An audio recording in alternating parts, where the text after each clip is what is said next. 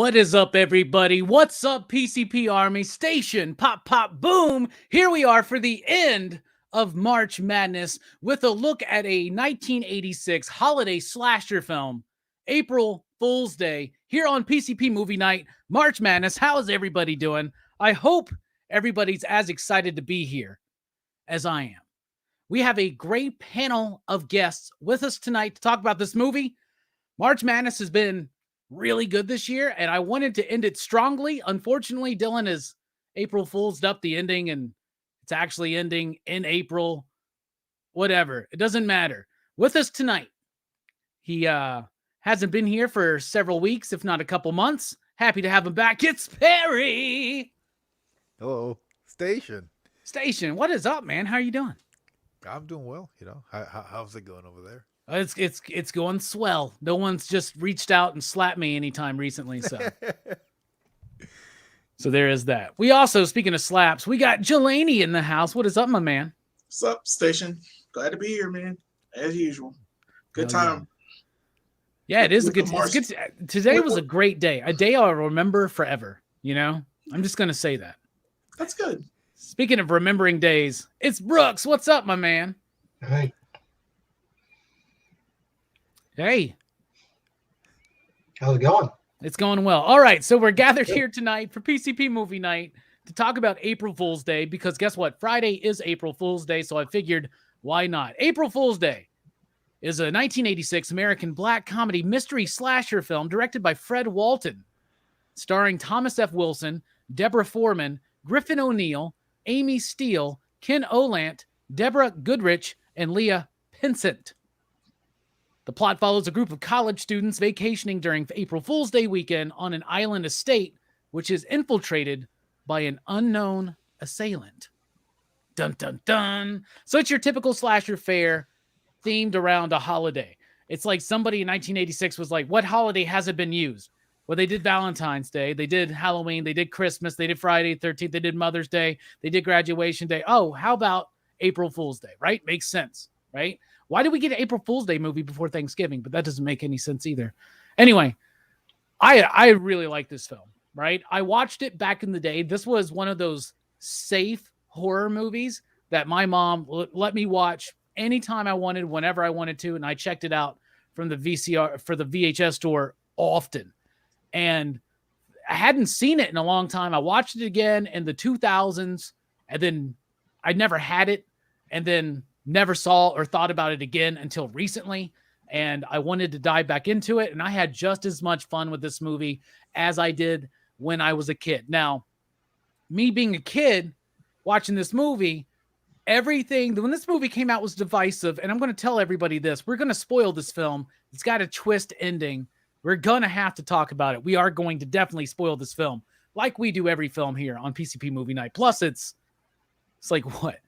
35 years old. So I love the movie. I love the twist at the end, the idea that you get a really great slasher film. And what I like about it is because it's the reason why I say The Burning works better than, say, Friday the 13th for me as a summer camp slasher is because it's funny and I get into the characters. It's a little bit like Wet Hot American Summer mixed with a slasher film, right? So I like these comedic young characters. I feel the same way with this one, right? And this was only the other movie aside from the Back to the Future franchise I've ever seen Biff Tanner in, you know? So that's always a bonus for me. And it's got Amy Steele from Friday the 13th Part 2. But I love this film. I thought it was great. All three of these cool cats here have watched this movie for the first time. I have a nostalgic hold to it. Back then it was divisive. Today it's divisive. Some people don't like the ending. Some people really do. They get it and they're cool with it. I want to know what y'all thought overall. Perry, what'd you think? I want to hate this movie so much, but it's really good. And I say that because like the way this movie was shot, like the time period, like the slow burn at times, I'm just like, this is not something that I should be enjoying. But yet I'm enjoying the ride, you know? The ending at the end, I still don't know how I really feel about it because I get it, I understand it, I like it, but I wish something more could have been. And I heard that there was an alternate ending that they wrote. Oh, So That's I've pretty never cool. seen that. Yeah. Brooks has my Blu-ray. I'd like to see if it's on there because to me, what would make this movie absolutely perfect and a 5 you digs worthy would be if at the end she really did get got by that Yeah. chick. Like, oh, it's all a joke. None of it happened except for you went too far with this abortion bit and now you actually got because of it. Like that would actually put this movie like over the edge for me and really cement it as something special. But you liked it overall? Yeah, like in the beginning when he first threw and got him in the stomach and it was a big joke. I was like, "Oh, wow, like they got me" cuz I was in shock at that moment. And then for the entire movie to lead up for that, like it was that joke again. Like Yeah. it was just an all like they got me twice, you know. Yeah, they Super get you a great. few times in this movie, Yeah. and it's because it's not necessarily super gory because all the kills kind of happen off screen, but Yeah. there's a legitimate reason for that when you find out that none of these kills actually happen. If you haven't seen the movie or don't know what we're talking about, basically it's really, to me, a very well done slasher film with an interesting mystery. All these college kids at this house having a party where they're eating just hot dogs and cans of beans, but whatever. Well, wow, crazy party. But it turns out at the end that nobody dies. It was all just a joke because this chick's trying to like turn this house into like a haunted mystery. And I'm like, it really It's stretches the cost of all that would be like way more than any like money you'd be able to make out off of it, really. I love how at the end she goes, now, obviously, this version, the trial here, was more extreme than it's going to be for the actual guest. And I'm like, I fucking hope so. I fucking hope so. So what'd you overall think about the twist? Did you feel cheated? Because I still feel like we got a good, solid movie. And then that ending is just kind of like, I get it. You're right. The whole movie is like an April Fool's joke. Yeah, which is great, you know, like who would have thought you could make an April Fool's Day movie, like a big joke of a movie. Yeah. Yeah, no, I thought it was a great ending. Definitely took me by surprise, you know. It was better than coming up with some crazy ass legitimate plot with some woman whose like dad died getting stuck in the chimney on April Fool's Day or some shit like that all over a bit. Who knows? Jelani, I'm eager to hear what you thought about this movie. This was your first time watching April Fool's Day. What'd you think about it overall? All right. I got 3 words for this movie. Fuck this movie. I hate this movie. Fuck you. Fuck everything about it. This is some fucking bullshit. I have never in my fucking life watched the entire movie of slasher kills, and then all of a sudden we're just, oh my god, everything's fine. It's a big joke. April Fools. Fuck you. Fuck you, movie. I want my $4 back. Fuck you. You rented this? Oh God. I gotta get a diaper change for this man. I couldn't find it. It's so awful, man. I hate every aspect of it. I hate all these stupid ass people. I hate their stupid problems. I don't even know why they're at this stupid ass house. It's just all of a sudden, we just bunch friends. We go to this stupid ass house. The second I saw that eye gouge, when I saw that guy's face with the eye gouge, I was like, this is bullshit. Yeah, that guy's faking. He's in on it. And I'm like, ooh. So I guessed all of this movie. Like through all of it, I was like, yeah, that shit's gonna happen. The only thing I didn't see coming is, of course, the ending with the girl at the end. Yeah, she should have killed her, and that would have been great. That would have made it all worthwhile. It really would have. I've been like, she did this joke. She did go too far. She did deserve to die. But the problem is, everybody in this movie deserved to die, from the constable down. I hated every character in this movie. I hated every aspect of it. I hate the fact that it teased nudity. How dare you tease nudity in a fucking slasher movie? How dare you? I knew that would bother you. How close they got, but didn't. How I dare just did that Wednesday. Like, Delaney's so pissed at this movie. It's got so much sex, but no nudity. No, it didn't have sex in it either. Like the sex they were having was the grossest, weirdest, awkward sex I've ever seen. That was like a weird and they're just like, I was like, what the fuck? What are you doing? That's not a weird position, y'all. Come on. We've all been there. I ain't gripped no headboard like that to do that. It gives you leverage, man. Come on. I know I've gripped headboard. This is different. I don't want to get into this. I don't want to get into this. I'm just talking about how shitty this movie is and how dare y'all say it's good. Fuck you, Robbie, for that bullshit. That is some bullshit movie I watched. I was cheated. I was cheated of time. I was cheated of money. You know how I feel about both. So fuck this movie. There, I'm done. All right, I appreciate the honest opinion, not sugarcoating it. Speaking of sugar-coated, Brooks is sugar-coated. Brooks, what did you think of this movie? I thought it was pretty good. Like the first time I watched it, like I watched it twice, just so to have like because I wanted to see how it held up like after knowing the twist. And the first time I watched it, I was like, this is a pretty average slasher movie.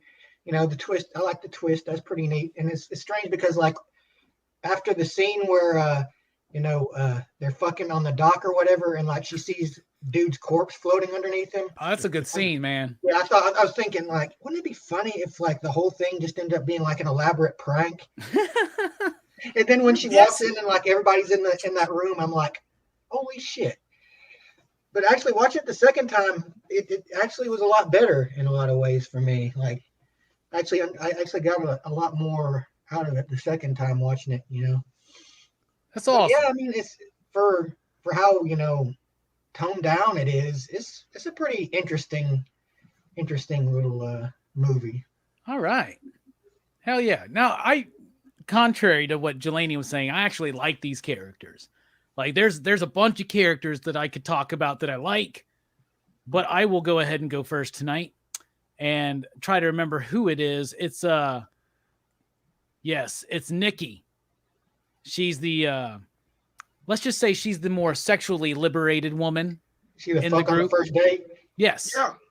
And big fan of that character for obvious reasons, but also just because I really liked her as a character because she went through different ranges of emotion. She was free, she was cool, she was fun, but she also like showed anxiety and freaking out and like paranoia, and there were some levels there that I really liked. I thought there was some people. There was some good. That's why. But I really like her in this movie, and I'm sure that Jelani's really frustrated with her character because so many times we felt like we were going to get so close. But I really, when I was a kid watching this movie, huge crush. I used to think it was Nicole Eggert for some reason, and at the same time, when I was a kid, I used to think that at the end, when she showed up into the room, that they were ghosts or something like that. I got it misconstrued in my head until later on, which is always weird. But anyway, what's a cast member you'd like to highlight, Perry, as your favorite? I don't remember her name, but it's the one who was running the whole show. Muffy? Yeah, was it Muffy? Muffy and Duffy was Muffy. the yeah. I thought that was cool. Like seeing her, she looked like completely like a different person. And then when like everything was revealed, she was like, like I don't know. She really, I know you said that you could predict everything that was happening, but I couldn't predict anything. It was taking me for a spin. Yeah, and that's what it's designed to do, is like just give you a good, fun ride. And that's something that a lot of slasher films get boring because they don't bring that fun. Right? Like, that's why I like The Burning over a lot of the Friday the 13th movies, because when the killing's not happening, it does kind of get boring at times, right? Because you're not interested or invested, but having real fleshed out characters that interact and bounce off each other in a comedic way, they're kids, they're college students. They should have, when we were all in our early 20s, that's how we were talking. We were like joking all the time with our friends. We had our whole lives ahead of us. Life hadn't kicked us in the balls too many times, so like obviously it's different now, but that's just the way it be. What about you, Jelani? Any character you like in this film? You said you hated them all. Well, is there one you hated the least? Yeah, Christy. Yeah, she's damn near the best. She did have the best range of emotion. She did really well. Like I thought she was just gonna be a snobbish, prudish girl, and she turned out to be like pretty level-headed and trying to figure out what was going on, and she was helpful. I just thought she wasn't I thought she'd be a little bit more self-centered as that character can be in other slasher movies like this. She was pretty good. I liked her. Nikki, right? Nikki? Yeah, Nikki. Okay, I guess it's Nikki. Yeah, but I think so. You picked her, so I'm gonna pick like Hal, the fucking the Hick guy. I like him too. I like him a lot. I like him because he was I don't know. He was just like fish out of water with all these other people. All these other people seemed to fit together except for him. And he was just like he had a stick up his ass, but at the same time he had like his hick notions and whatnot. Yeah, everybody here. He's trying to get Muffy for her money too. Right. And I'm gonna get her, with your looks and my money, or your money and my whatever. And he was just thinking about ways to do it. It was just like, oh God, it's so cheesy, but like I get it. And he's just like he's just there for his job interview. And stealing her dad's cigars. Right. And they explode. So there's so many damn gags and bits. What the hell is this movie trying to be? You can't do this to people. Like in a film, you can't. There's no point. I know, and I was subjected to it. They had to pay for it. Obviously, you can because they did. But it was done. It's like, wow, it was done. Not only was it done, I see why it's not talked about. Like the twist of it. It's not the sleepaway camp twist, but it's this twist, which I was expecting. Like, yeah, there's a Muffy and a Buffy, and Buffy killed Muffy, and she trying to get at everybody. I'm like, I get it. And then the kill at the end, which would have been the most gruesome kill, because like she got her, she was get got, and it just. And then where did she find her prop knife to do all that bullshit? I was just so much bullshit. Sorry. Okay. I just like to think of it as the test run that they did before Cabin in the Woods got going. You know what I'm saying? Like this was their first trial. It's not actually going to be a bed and breakfast murder mystery. It's going to be a... You had to sign a waiver. I'd have sued the shit out of it. If I'd been there, and that shit happened to me, I would have sued. You were talking about Hal. You trying to tell me they convinced Hal to put on dead makeup and hang himself? And hang himself. Fucking... You didn't do that. That wasn't done. I love it. It was too elaborate. He's a great character. What principles? Like who knew what when? It was so just. I knew that the boat guy was like the one that saved a bit of tannin from the snake, but I'm like, oh man, did he plant the snake and then he got hung upside down? The and snake wasn't bitten. The snake wasn't planned. It wasn't a part of the bit. That's what I'm saying. But that's then, what like, I'm saying. There's the other thing is stupid shit. The dude that got his face shredded by the boat was only in the water because he ran after them after they did their April Fool's joke. So they're not in on it at this point, but dude is, I guess. I don't know. It's a whole elaborate bit. Takes a lot of planning. But but anyway. Yeah. Brooks, what's character you like? And what I think I do like about these characters, they do carry those archetypes. You know, all of them. They're you got the cool kids, you got you got all of them, man. Brooks, who do you like? Yeah. I kind of like the camera guy. He's kind of the smart ass character, the jokester, the guy who's not taking things too seriously. And he's also he also gets lucky, surprisingly, considering what a humongous dork he is. Yeah. But yeah, I mean, he walks up to that line of being irritating, but he never quite crosses it, I think. Yeah. I mean, he's a little bit relatable because sometimes there's always the guy who's just trying to lighten the mood, and sometimes he can go overboard and just be annoying. And he's an artist. Yeah. I do video art.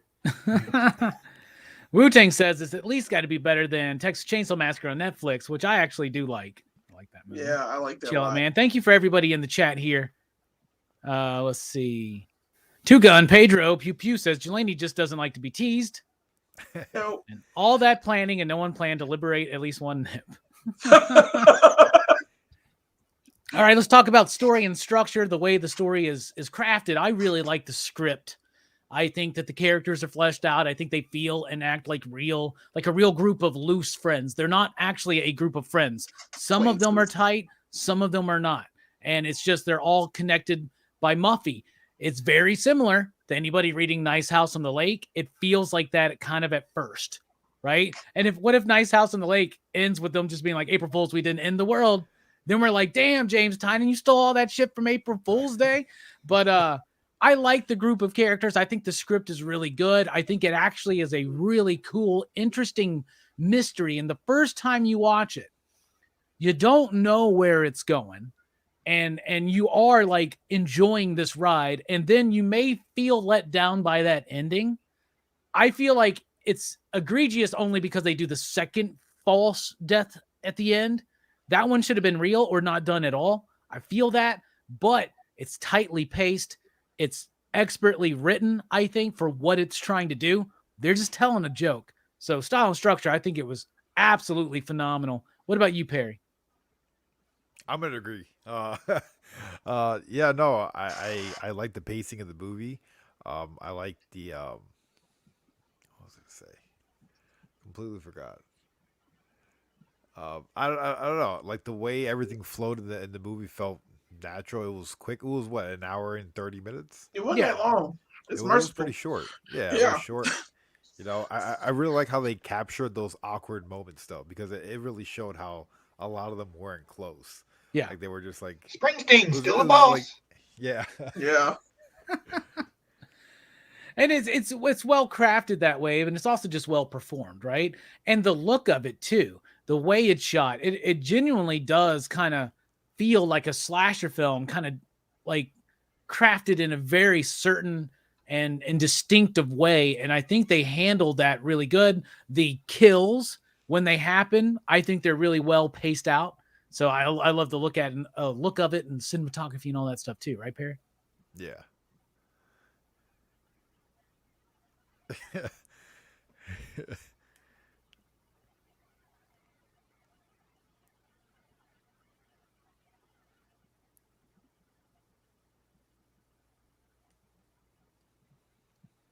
Just doing the bit. The bit, man. It is so lame. I know. I didn't, why do Perry's we like, do that? what Why do is we do that? happening? Perry's all like, "What the fuck?" What's going on? Yeah, it's not Did cool. I freeze? Yeah, You know?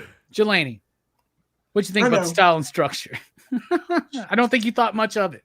Man, after I saw the end of that movie, and I was like, wait a minute, what? You mean all this? Nobody died? Not a single person died.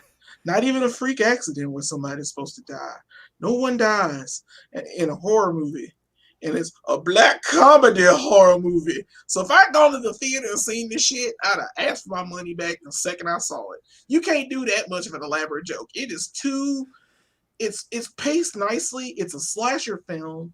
It does have like decent moments. I like some character moments, and it's typical 80s trope kind of stuff going on. Everything that you guys said.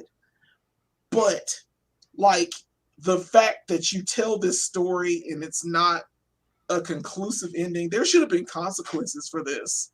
Somebody should have got sued or died at the end of this movie because of the way they did it. I just feel that the prank went a little too far, like a long time ago. Like the first knife throw prank at the very beginning. That prank alone, I was like, wow, it sets a tone for the movie. It's really a tone. I just want to know if you can actually find those fucking chairs that apparently just fall apart. And fall when you fall back. Do they do that? Because I want to buy some of those. Is the guy like? Is her father? Her father was the prankster or something, and he did this. He's the prankster from the DC universe, bro. He's like the Superman villain prankster. You just wait and see. Yeah, it's a prequel. Well, the whole house was like that. Like you would. It's the whole house. And the water would hit you in the face. You know, turning the lights off, and the other light would turn on, and then the other light, like. It's so much word. And I'm like, this is hilarious. I mean, think when you have to make a slasher film based around a holiday, how much you have to stretch to make that shit make sense. Sometimes, you know what I'm saying? Like, like they're pranksters in this house. Everything's rigged. Like it's so fucking weird. And then she just happens to like why even do that? The baby recording in the room of the baby recording girl who's had like, what? It's a weird stretch. All right. I feel it. Jelani doesn't like April Fool's jokes being played on him. No, I don't like pranks. I don't like pranks with no payoff. If you're going to do this prank should have had consequences. All these pranks should have consequences, like real consequences. And you get none of it. So I don't consider, like, I went into this expecting a horror movie. I didn't know it was going to be a black comedy. Fuck that shit. You don't lie to me genre-wise. You don't make me pay for genre-wise bullshit, and I don't watch it. I don't support it. Fuck that shit. I'm out. He's so mad. I love it. Brooks, what did you think about the style and structure? I thought it was pretty good.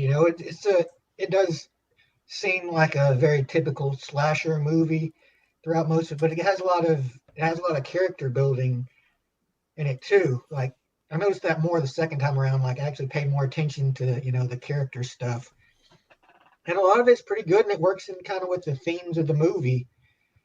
So, and I thought that the fact that you don't see a lot of the more gruesome aspects of the murders kind of tips you off that maybe this isn't as serious as it seems.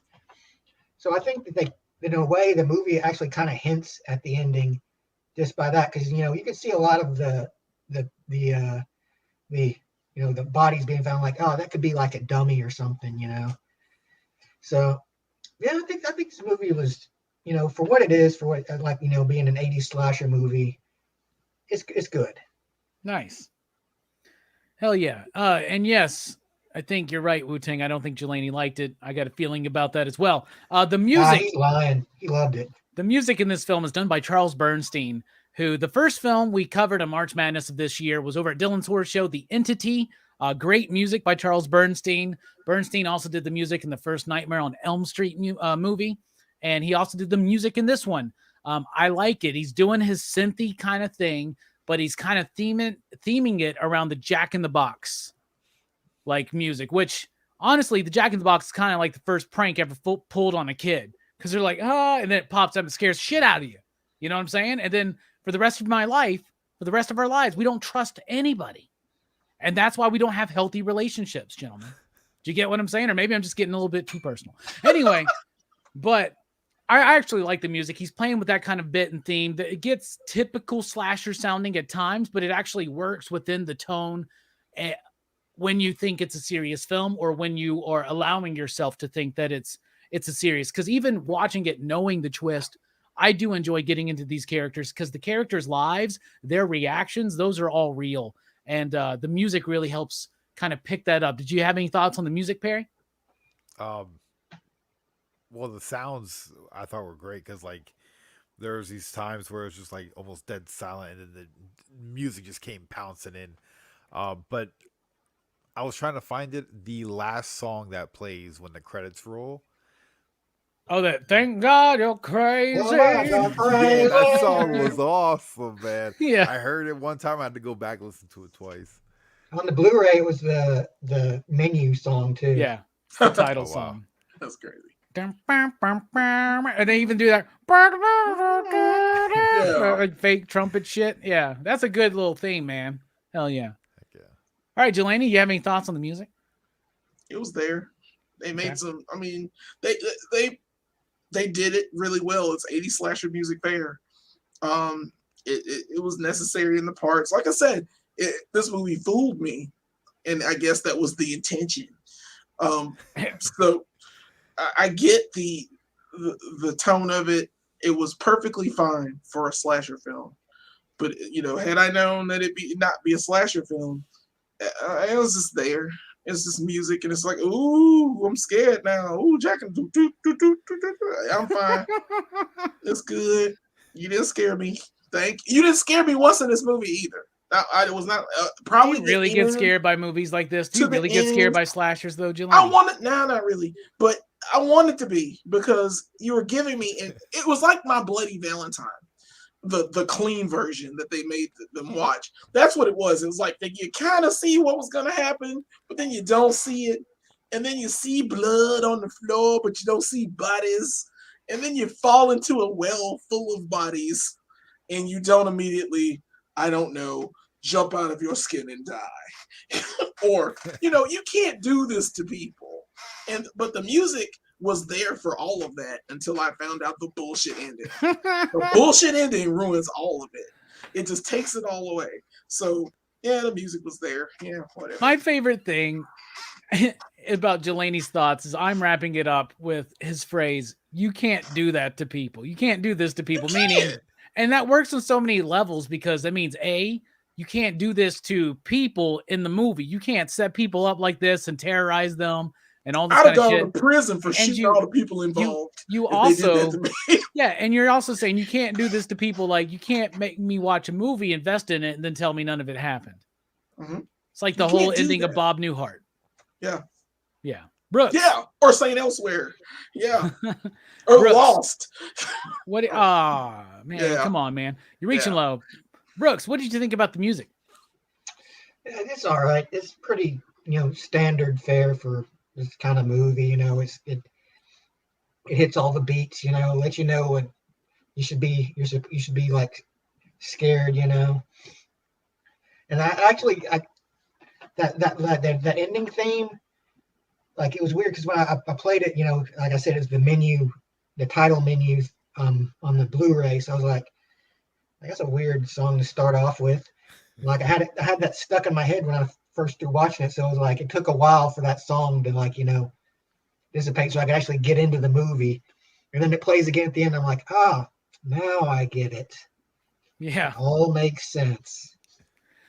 I do think it does do the typical slasher fare and what have you, but I do like how Charles is trying to somehow incorporate what's the sound of April Fool's Day into it with that Jack in the Box kind of, but he's playing with that, and he's playing his synth a little bit different. It's the same, some of the same tones at times that you would get in, say, Nightmare on Elm Street, but utilized in a way different way for a different effect that kind of keeps a light feel throughout the movie. What is this movie trying to say, if anything?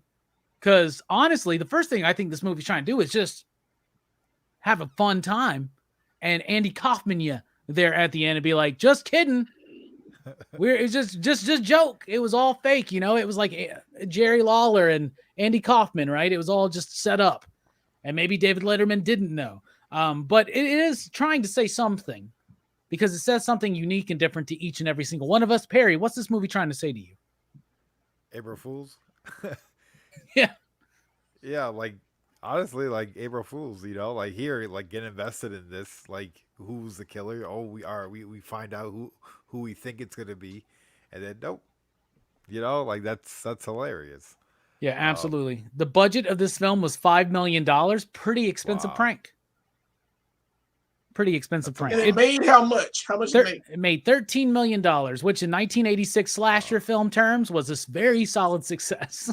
And then it made a lot, I'm sure, on video rentals from kids like me. Had cool box art, man. You're like, someone's going to get hung in this movie. Hanged. I'm sorry. People get hanged. Objects get hung, right? Isn't that how it works? Maybe. If you hang a man, you better look him in the eye. Isn't that right? Jelani, what's this movie trying to say, if anything, to you? Yeah, what Perry said actually makes a lot of sense. It's a big prank. It's here to fool you, and I think it takes it a little too far. Like I said before, it just doesn't have consequences. So I feel that there are no consequences. Like, if she had opened that thing, first of all, I don't think it would have done well because of the location and the spookiness of the fairy and all that crap. And it just, I'm sorry, it hurts me. It is so cheesy at the end when they like fucking tell everybody it's a joke, right? And then like the captain that ship's like, that's right. Yeah, I hope I did a good job acting, my lady. It's just like, what the fuck? And how goofy the dude, like when he peels the fucking face off, he's like, that's right, I'm a makeup artist, man. It's so stupid. All right, it's like a Scooby-Doo episode, man. Here's the thing for me. Fuck this movie. There. Fuck this movie. I love it. Brooks, what's this movie trying to say, if anything, to you? Well, I think like the main theme of this movie is like the anxiety of, moving on from college.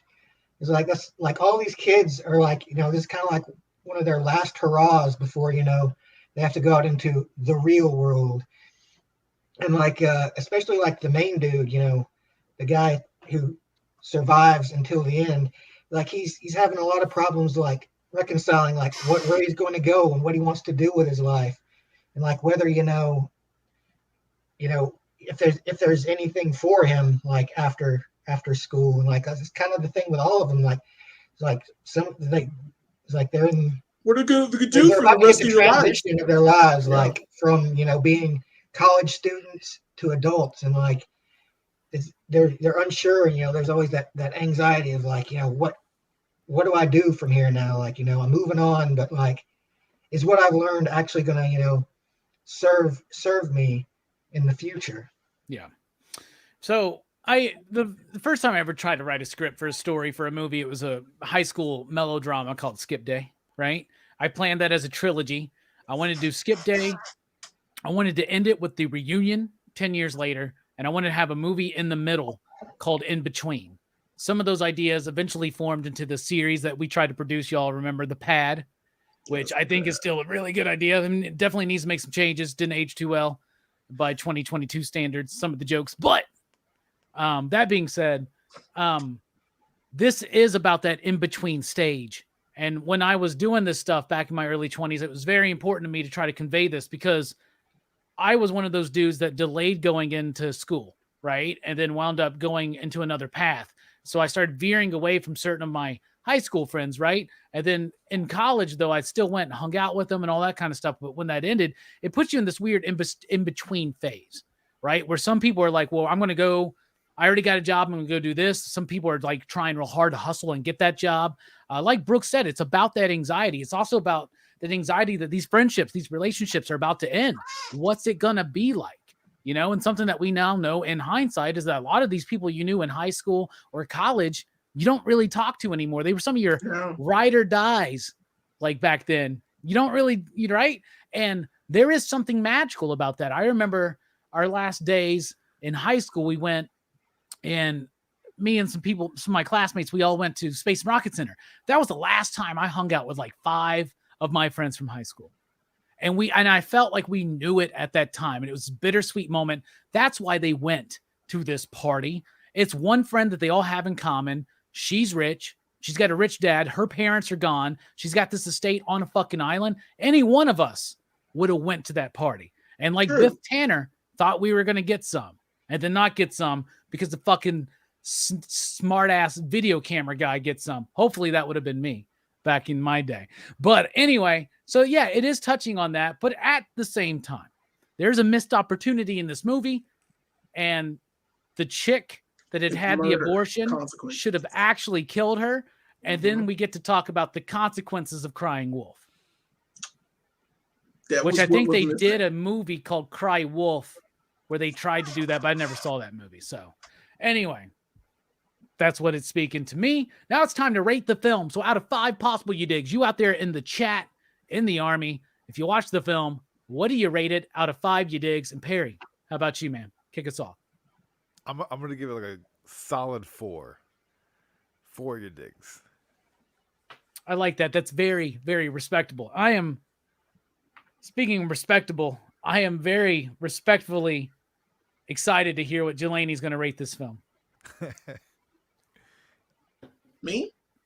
Yes. Go ahead. At this moment? Oh, okay.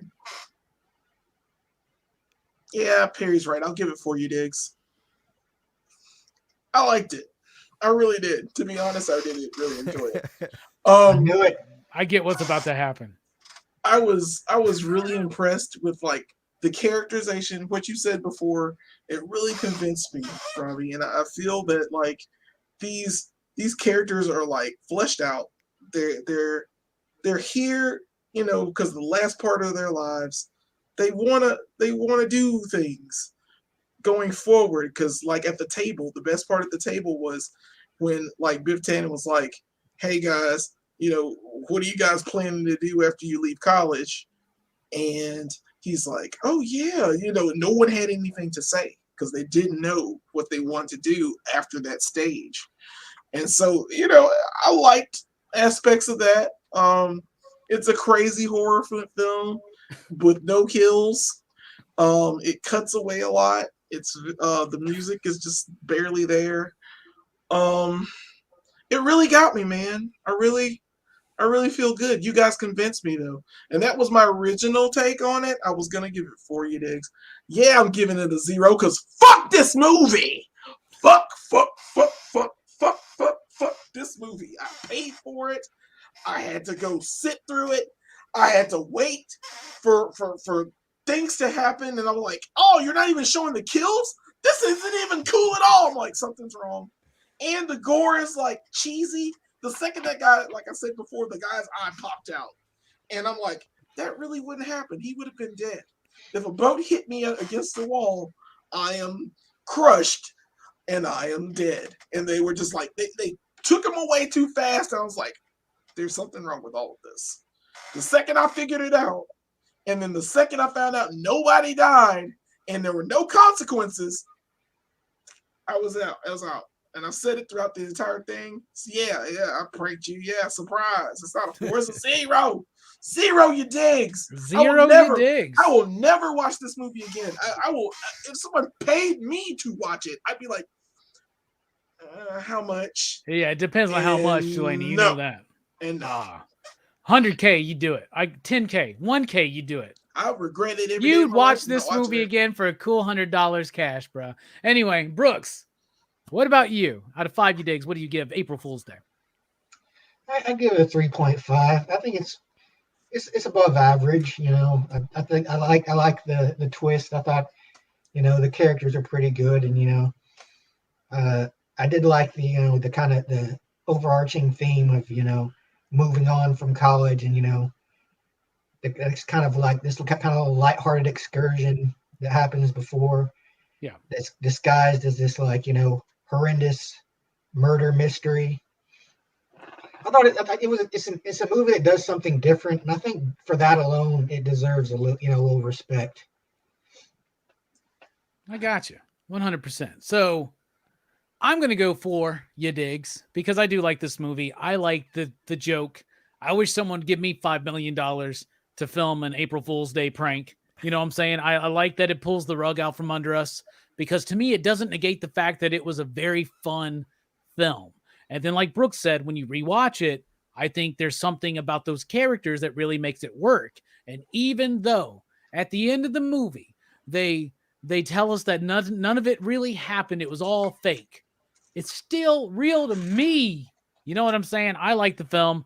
So I give it 4 you digs. I think anybody else would have made. I think if you're going to do an April Fool's related slasher film, this is how you do it. This is how you really take advantage of the idea of the holiday, make it work. So 4 from me, 4 from Perry, 3.5 from Brooks, a 0 from Delaney, which does bring down the PCP average of a 2.69, dudes. So there you go.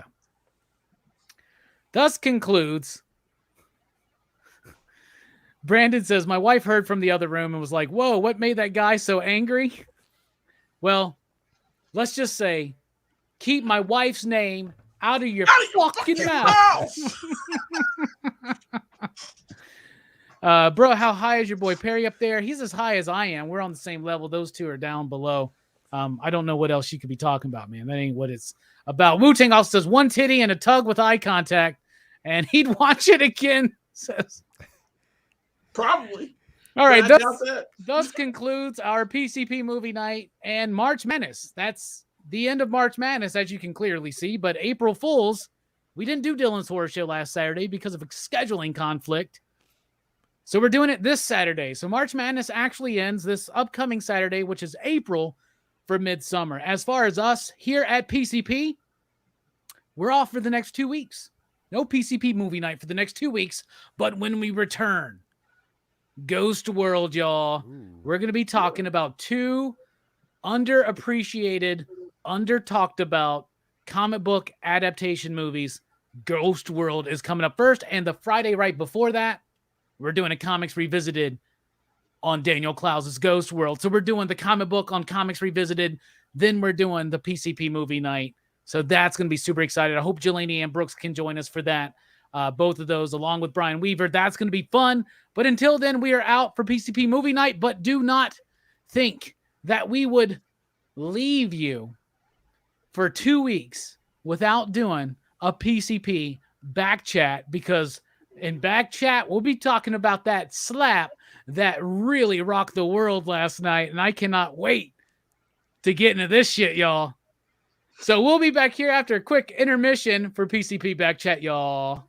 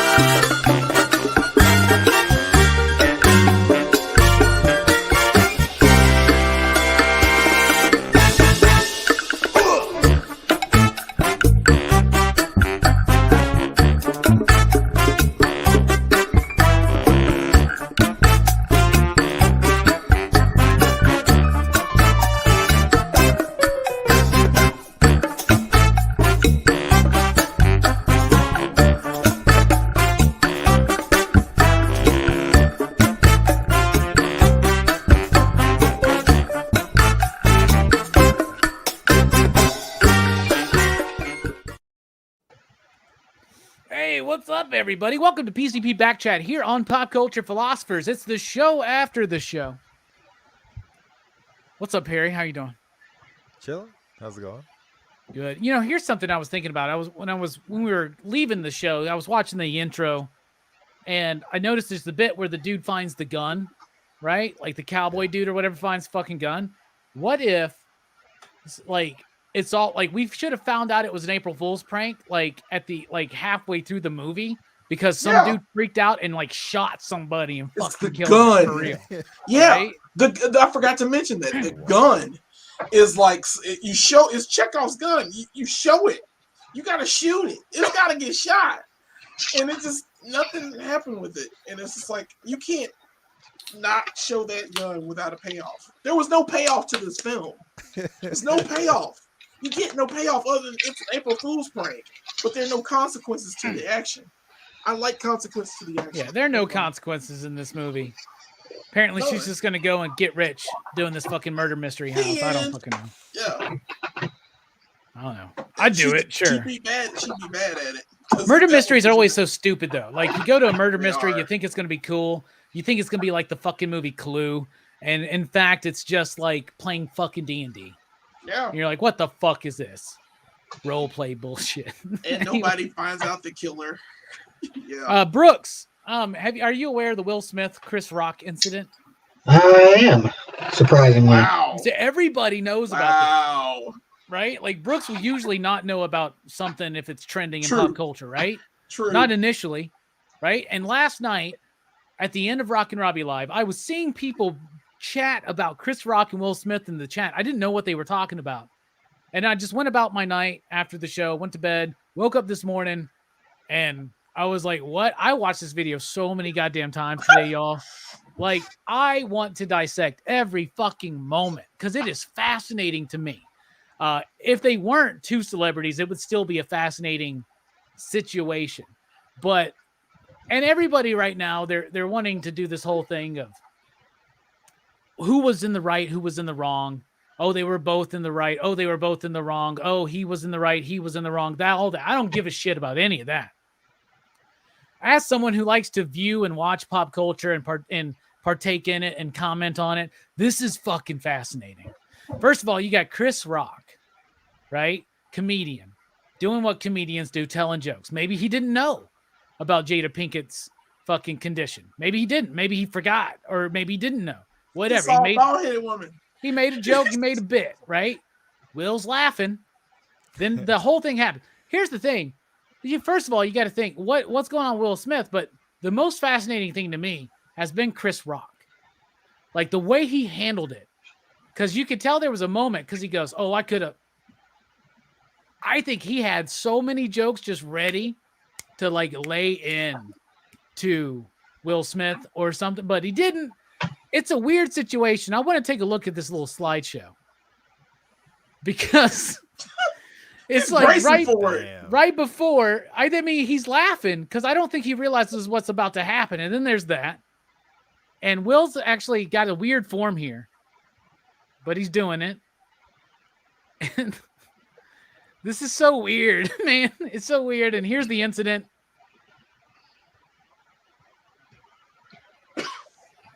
The real chilling part to me was hearing Will Smith. I've heard many people be so angry on the verge of almost like tears because they're so fucking mad. And when he screamed out, keep my wife's name out your fucking mouth, you felt that. What are y'all's thoughts on this whole situation, man? It's some wild shit, man. And I think Chris Rock handled it the best way that he could. First of all, he took the slap to the face. Yeah. And then even though he was obviously shook and uncomfortable, he went through he did what he was supposed to do. And very professional. Yeah, called it out too. Hey, y'all, Will Smith just slapped the shit out of me. I think for a moment he was like, nobody's going to fucking help me? Y'all just going to watch this motherfucker walk up here and slap me. Y'all going, well, I mean, what's anybody going to fucking do at that point? But they thought it was a bit. Like when you first see it, you think it's a fucking bit, right? Yeah.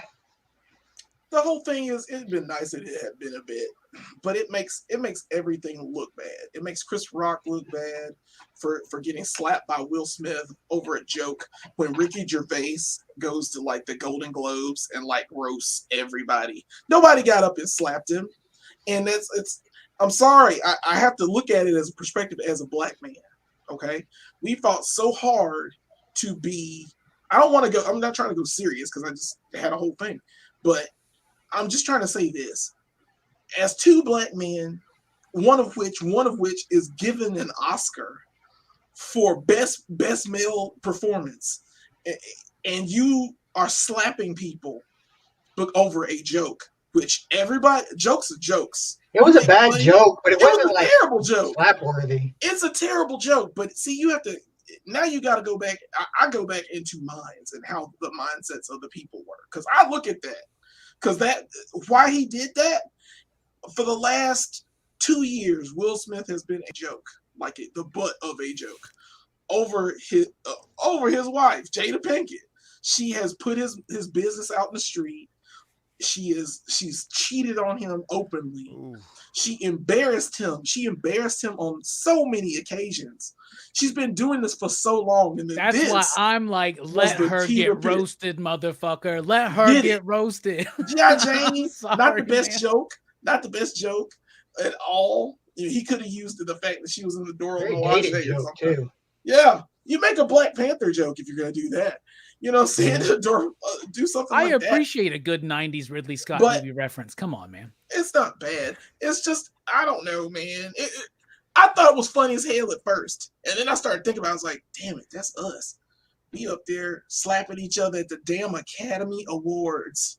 At the Academy fucking Awards, and they're just acting a fool. This is how fools play out.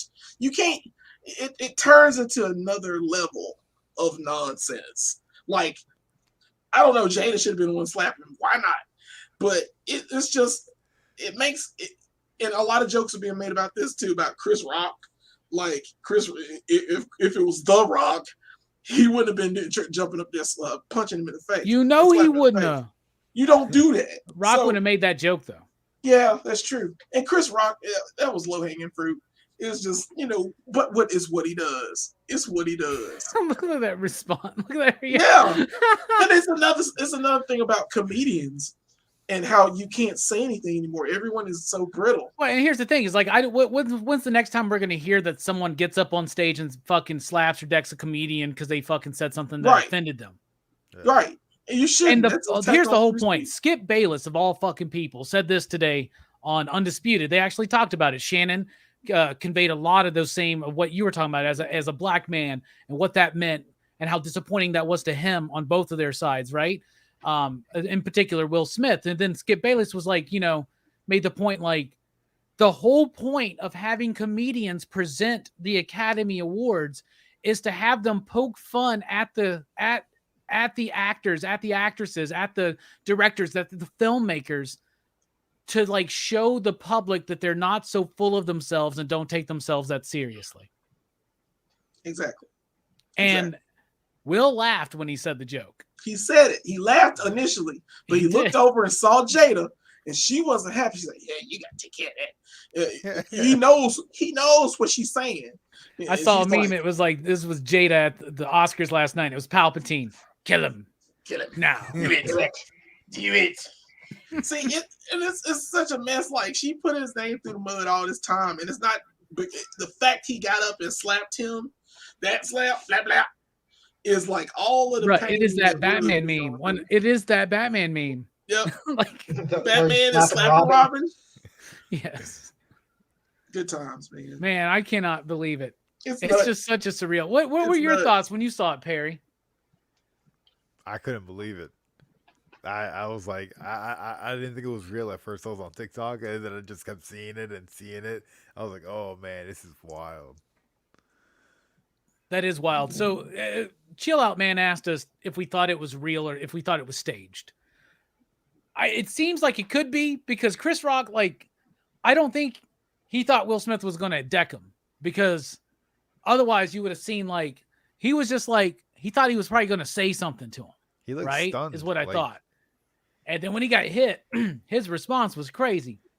And I'm losing my train of thought right now, so someone save me. What were we talking about?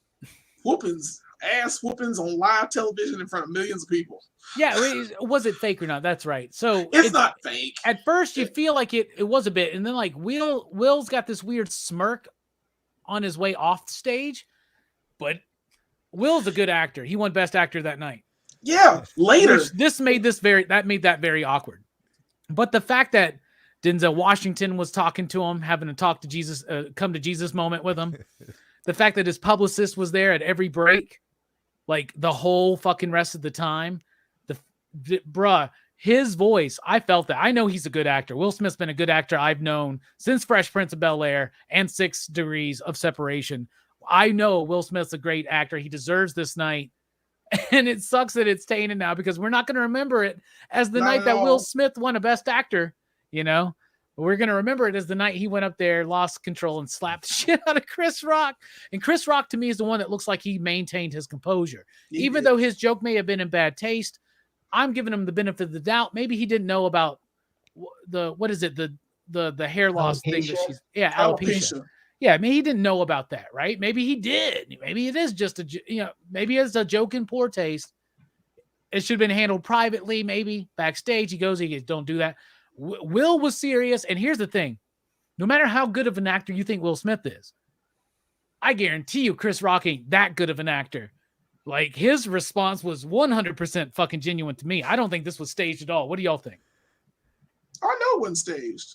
I mean, no way. No, not at all. Not a bit. Because you could tell he hit him. And you don't slap a man for real, like on the grandest stage of your career. And then right afterwards you get an award. No, like, think about it like this. What if, like, Brad Pitt had won an Oscar or something for best male lead, and like Ricky Gervais came up and made a joke like that about him and Angelina Jolie. You know what I'm saying?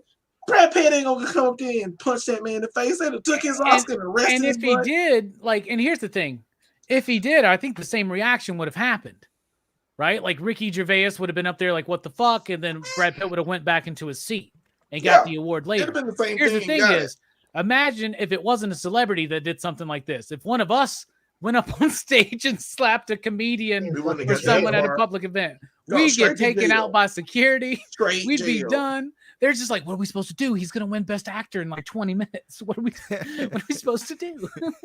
I just imagine the clusterfuck that backstage was. What just happened? I thought it was bad when the bass player for Rage Against the Machine got up on that fucking globe at the MTV Awards that one year in the 90s. Remember that shit? Oh, yeah. But like, we thought it was crazy when Kanye West got up there and was like, Beyonce was the best video ever. Kanye never went up and slapped somebody. This is the Oscars, man. Is Will going to come out with a real hardcore fucking album now? Apparently. Like, it was weird hearing him cuss like that too, because like he was the guy who was famous for not cussing in his music back in the day, especially when a lot of rappers like were leaning real heavy into the swear words back then. He got a heel turn. Eminem, Dr. Dre, Snoop Dogg, those guys were all like, keep my wife's name out your fucking mouth. Dude, ridiculous. You hear the emotion in that. Oh my, it is surreal because he has meticulously crafted this image ever since he was Fresh Prince and DJ Jazzy Jeff, right? Like, and this is all we're talking about. Still got it. I mean, the genie from Aladdin. Hell, that was classic. Oh my God, he is great as a genie. Dude, Will Smith's more hardcore than we thought, or maybe I don't know. People are saying he needs help. He needs to talk. We need to have a conversation. He does need to talk. I don't know if we need to have conversations about this, but I mean, we're obviously going to have a conversation. This is this is crazy as fuck. Like, I was watching Cartoonist Kayfabe. They were talking, they were doing a Harlan Ellison, a deposition or some shit they were reading. And the story was revealed there that one time an editor or some kind of publisher told him to change dialogue to fit a certain thing. And he said he won't do that. And he goes, well, you're going to have to, because we're paying you. He goes, no, I'm the writer. This is my work. I'm not going to change it. And the guy goes, you're a fucking writer. You don't fucking mean shit. You fucking change it because I fucking pay your page rate, and you fucking pay, you change it. You do what I fucking say. And apparently Harlan Ellison leapt across the fucking table and jumped this dude who was like 20, 30 years older than him, beat the shit out of him. Right. And not something he's proud of, but I'm fascinated by these moments, whether it's people I know, people I don't know, or celebrities, when people just lose their fucking shit on the world, man. Oh my God. Will Smith went up on the fucking Academy Awards and slapped the shit out of Chris Rock. Why? Like, what is this is to me like, it was his breaking point. This is crazier than the fucking nip slip at the Super Bowl with Janet Jackson, man. Yep. This is wild to me. Yeah. This is so it shouldn't be happening. And as Brooks alluded to, one of the things that makes it so wild is that it's Will Smith. Mm-hmm. If this was Suge Knight, nobody would be fucking surprised. Not at all. Like, well, you invite Suge Knight to your thing. Yeah. I mean, there were some Source Awards where some shit went down, and nobody like that wasn't a surprise to people. Murders. Yeah, but yeah, right. But like the Academy Awards, Will Smith slapping Chris Rock over Okay, But it's at the G.I. Jane Oscars. joke. I know, man. It's the Oscars. Now, So if it's weird. the BET Awards, I'm okay. Yeah, why not? Source Awards, absolutely. But that fucking Oscars, like this is like the one. This is the one. If you get an Oscar, and this is his first one, right? This was Will Smith's like first like male lead Oscar. Is Well, this the first one he's been nominated before, That's right? what I'm saying. This is his What did he get first an Oscar opportunity. for? He I'm got just wondering how much the material Chris King Rock Richard. is going to be able King- to milk out of this experience. No, didn't he have one before? I thought he had one before. No, this was. I think this was his This first is his one. first. Let me look it up. But he won for King Richard, in which he plays Venus and Serena Williams' father. I haven't seen that movie. It doesn't really appeal to me. I'd rather see a movie about them, not their father. But anyway, he kind of turns. I didn't watch the acceptance speech yet, but I heard that he kind of turns that. He tries to address He it. cries and he apologizes. Apologizes to the Academy. Academy. Apparently, he's apologized to Chris Rock this evening. I heard. Apparently, there was some kind of post he made or something. I don't know. Have to look into that. But apparently, he was also trying to say like life imitates art, crazy things you'll do for love, and things like that. And I'm like, I'm pretty sure I saw Jada on TV tell you that she didn't love you anymore. Yep. So I don't understand. I had an entanglement with the younger man. Bro, that if it wasn't for that, this would just be a weird, surreal experience. This is adding some shit. We're like, is Will okay? Is he okay? Like, He cried. He somebody cried check when he on cried Will. that speech. I was like, he needs help. That man needs a hug because he's not getting it from his family. They take the picture at the after party, and people were talking about this too. All the kids were around him, but like Jada was the furthest away from him. And I'm like, the person he was trying to protect is the furthest away from him. You know what I'm saying? So it's just that relationship has been messed up for years, man. And why you gotta never bring your relationship into public? Yeah. Especially if you're a celebrity. Don't I be know, able to talk never nothing like to that me. fucking shit. Don't put my shit out there. Don't I'd put have our left shit her. out there. Hell, fucking, that's all private, man. I'd have all left that. her. I'd have left her the second she did We- it. The day We she grown did that. ass people, grown ass rich Yep. celebrities too. Come on. I know you got arrangements. They rich. They got arrangements. Who You gives know a what I'm shit? saying? You want to So- be polyamorous, that's fine, but you do got to let the other person know. I'm just gonna say that. True. That's True the story. truth right there. True story. Yeah. Just a mess, man. Anyway, guess we've exhausted that topic of I mean, conversation. You know, What do you do if you're Chris Rock now, though? What do you do if you're Chris Rock now? Get more gigs. I don't know. He was. He's going His to have like, last- so much material from this. Yeah. Yeah. He is. But at the same time, there's an element, and we all know it, where I just got slapped on TV. He just punked me the fuck out. Yeah, on national what I'm saying? television in front of millions of people. Yeah. I just Which got was punked out by virally the Fresh shared. Prince of Bel Air. Bro. Millions Check that out. of times. This It'll be wasn't a even like gang war a between the high-rated Chris Rock Oscars. fans and the Will Smith fans. Yeah. God. I think Chris Rock was like, I liked working with the Academy. They pay me well for this shit. So he held his tongue, man. I think he wanted to go deep. I think he wanted. I think he wanted to cut this motherfucker up. Do you know what I'm saying? Because I think he could have brought up the entanglement. He's keep my wife's name out your mouth. He'll probably say something. Well, what about August. something in your wife's Yeah. mouth or some shit? I mean, he could. Yeah. He could have. You know what I'm saying? But he didn't. He's classy. I think out of the whole thing, I think Chris Rock was the classiest. Because he's up there, he does a job. He's always telling jokes like this. And no one says anything. You know what I'm saying? And you're not supposed to, because I mean it's tongue in cheek. It's not below the belt. I don't. I mean, it was a bad joke. I don't think it was below the belt. You can joke on bald people, men or women. If the joke or the opportunity gives itself up for a laugh, do it. Like I my mean- view stage is just because of how like ridiculously flaccid the joke was. Yeah, Like, It was shouldn't so, be a like joke. not worth that response. You're like, there's no way that was real. right. It doesn't garner one, and it should have been played for laughs if you're gonna do a joke like that. But it wasn't. That was just him acting up. And keep my wife's name out of your fucking mouth. I don't think Will Smith would have ever said that at an Academy Awards. You know, especially when you're nominated for male lead. It's I don't know. I'm sorry. I still look at it from the embarrassment part because It just Yeah. irritates me. It irritates the shit out of me. But it was funny as shit when I heard about it because I didn't watch it. Nobody watches the Oscars anymore. Yeah. I quit watching the Oscars years But ago more people are gonna watch next year, just in case. for some slapping. We'll see. And if the We'll invite Academy them is both smart, back.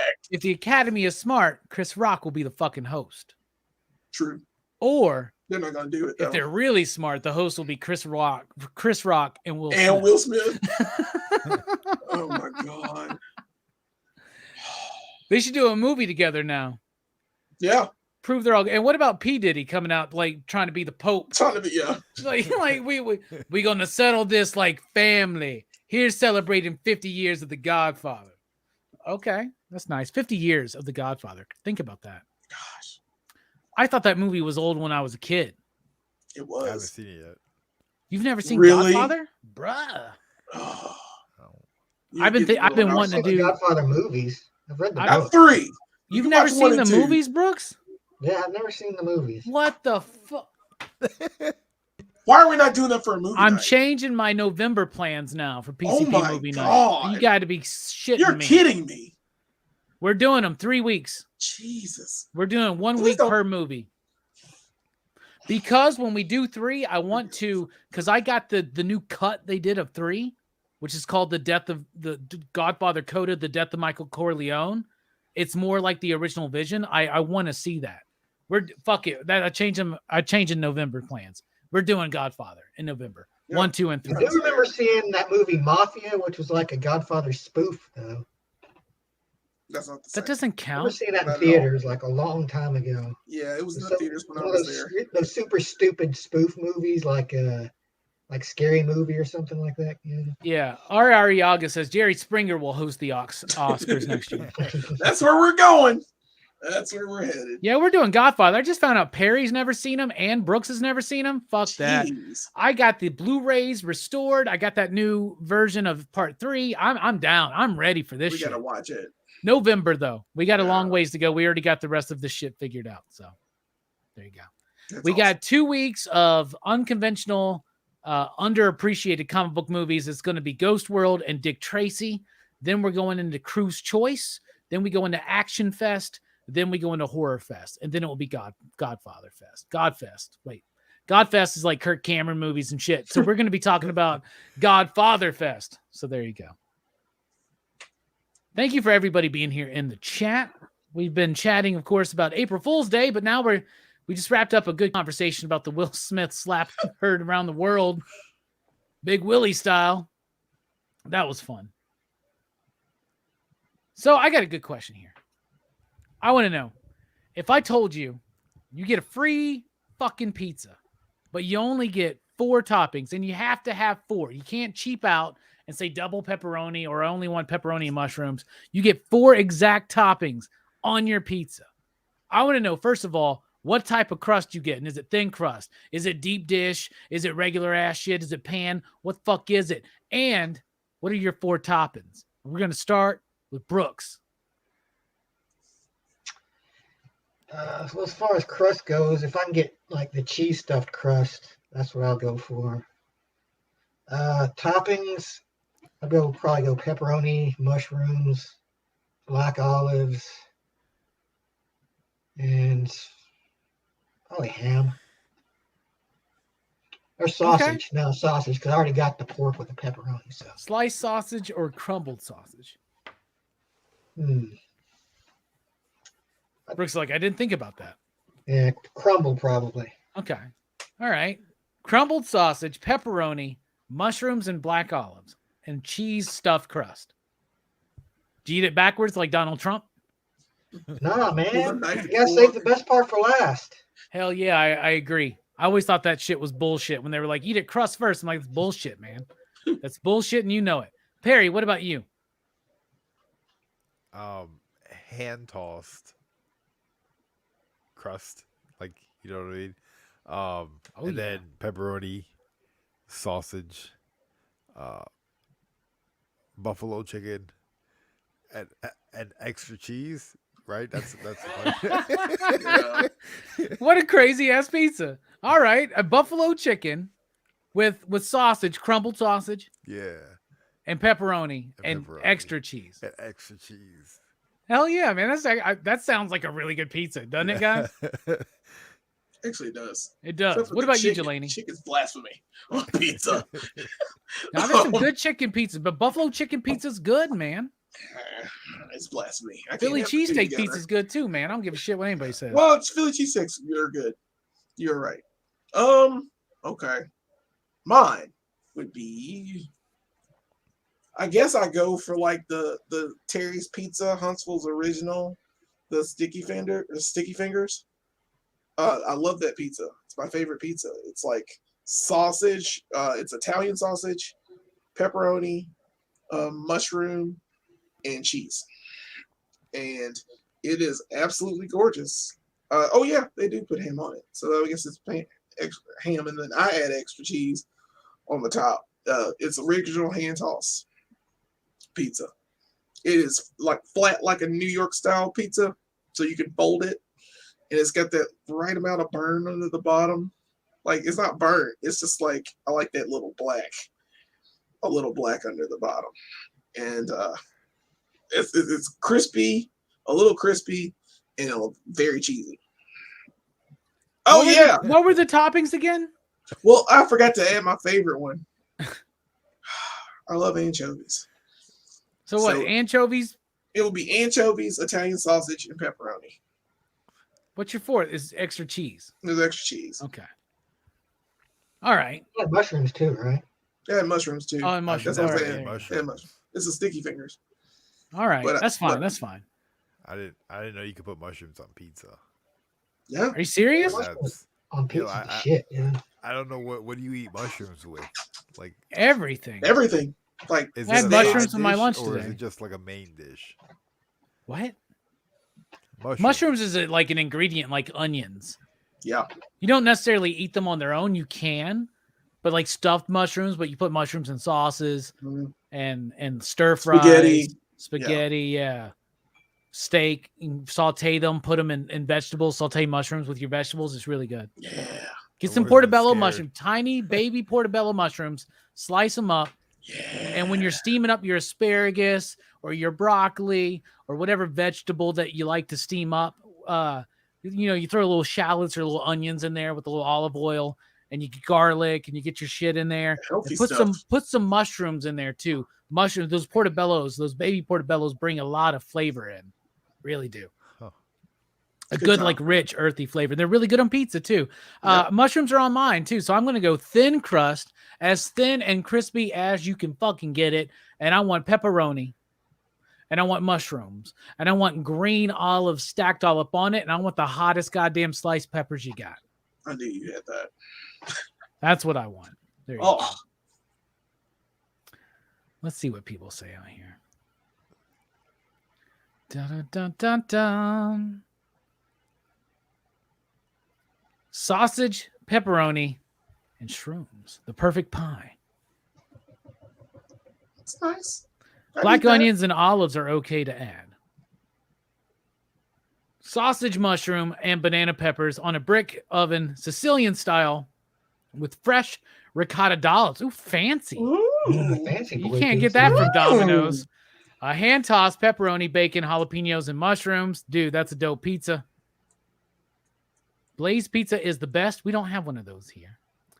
Stuffed Chris. I think that means crust. Stuffed Chris and black eyed Chris and swollen jaw. Oh, I get it. I get it. That's hilarious.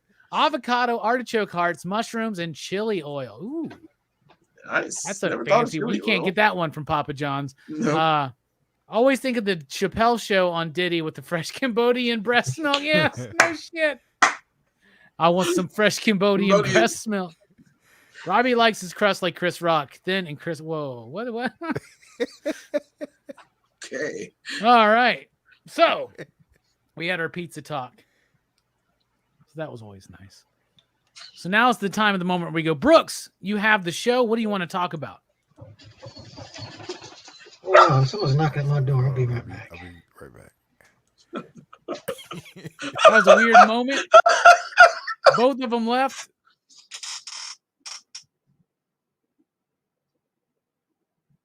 I'm laughing. This is better than I thought.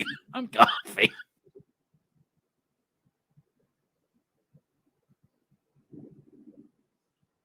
Two weeks later. So, So wait, was Perry knocking on Brooks's door, and Brooks was knocking on Perry's door? Is that what happens? I think that's what happened. And they went to go answer at the same time. I was trying to use it as an excuse to get you guys to spark a conversation. I dip out for a moment, and then like they both just left. It was weird. And I come back out, I'm choking. Nobody knows what I was doing. Yep. Don't know. Ah. Man. So yeah, what do you want to talk about? Well, no, I've been talking about. I wanted to talk about Will Smith and Chris Rock. We talked about that. What do you want to talk about, Jelani? I don't know. And we talked about pizza. That was me too. Yeah, that was also good times. Yeah, what do you want to talk about, man? I don't know, man. I have nothing to talk about. Oh man, I watched like a couple TV shows. What you watching? I watched oh no, I didn't. I take that all back. I've been watching a lot of toy reviews. It's all. So yeah. I haven't been doing much. I watched the first 3 episodes of season 2 of Picard. It's okay. I love time travel Star Trek stories, but I don't necessarily like it when they go back to the current era, and that's what they're doing. So, but it's all right. That's the only show I'm watching right now. Other than that, I'm watching a lot of cartoonist kayfabe, man. I think I'm just devouring through shit. I'm going through all their shoot interviews right now. They have some really good interviews with good people, and it made me very envious. What's up, Brooks? What's up, Perry? Welcome back. At the same time. Bad. Yeah, it's weird that you both left at the same time and both came back at the same time. Yeah. It's like you guys went out to smoke a doob together or something without us. It's like, what's going on, guys? Nobody invite us? Come on, man. We're backstage too. We're cool. Oh, did y'all go order pizza? Is that what happened? God, now I do want a pizza. I'm actually going to have pizza for dinner when I get off of this stream, actually. I'm going to have pizza. What good times. Yeah, the Totino's frozen pepperoni pizza. I got one ready, and I got olives. I'm going to slice those up. I got some onions. I'm going to slice those up. I got some mushrooms. I'm going to slice those up. I'm going to put it all on there and extrafy it. You know what I'm saying? Like we like to do. Like we like to do around here. So, yeah. Well, me and Jelani talked about this time. Me and Jelani been talking about what we've been watching lately. What about you, Perry? What you been watching lately? So I've been watching Sons of Anarchy and Agents of S.H.I.E.L.D. Oh, wow. Like eclectic choices. All right. You still doing your reactions and all that? Yeah. So I was going to do watching every single episode of Sons of Anarchy.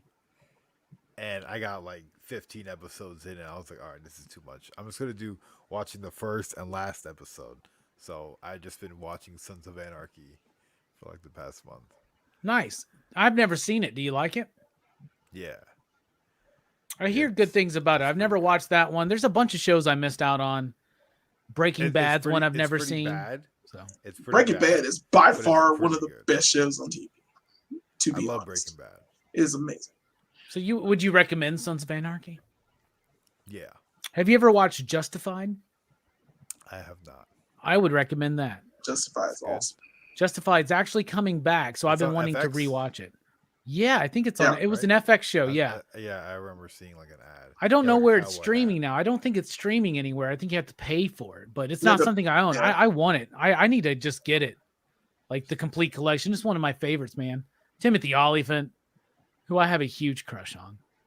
So, Sons of Anarchy though, and Agents of S.H.I.E.L.D. What season you on? I just started season 2. Okay, that's when it gets derailed. Yeah, that's when it gets derailed by the Winter Soldier. It's a little bit weird, and I'm kind of like upset about certain characters, but I liked it for the first 2 or 3 seasons. I liked the 3rd season was my favorite. I was forgiving of it for the first 2. I liked it for the 3rd season, but I never continued on. So when I like the first one. Is it season 4 where they do the Ghost Rider bit at first? Yeah, like that I never saw that, so I didn't know how that worked. I watched a couple episodes that they were implying like Nick Cage was Ghost Rider, and he was passing the torch. So it That's felt like, cool.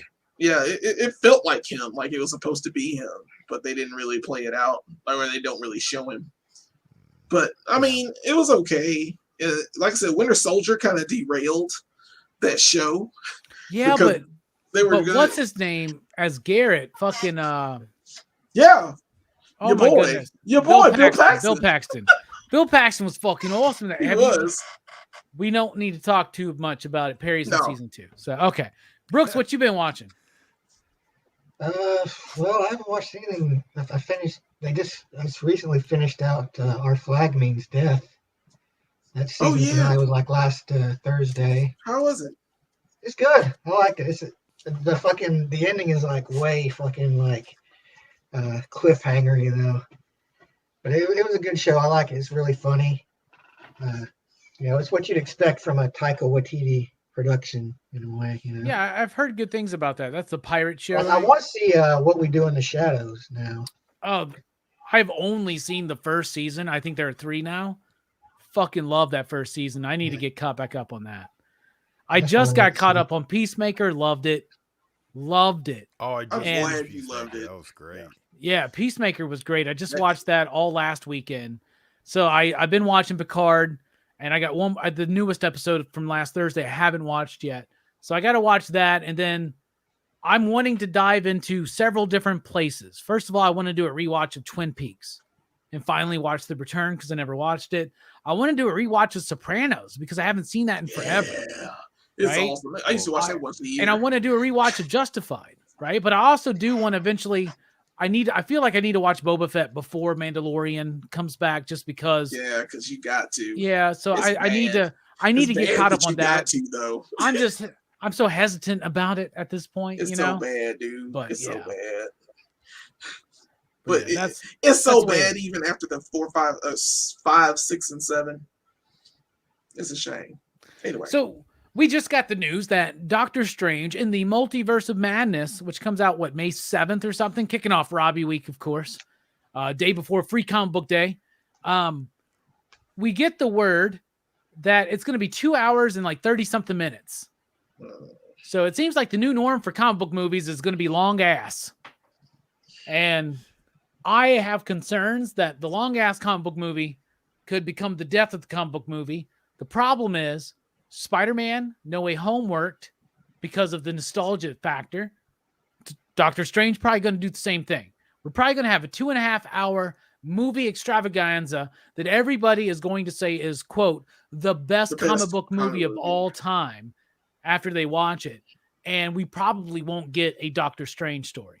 But I don't know. We're just projecting 2.5 hours. Are these movies getting too long? Are they getting too bloated? Are they getting too much like comic book events, right? And not telling us a good story, but forcing us into all these tie-ins, right?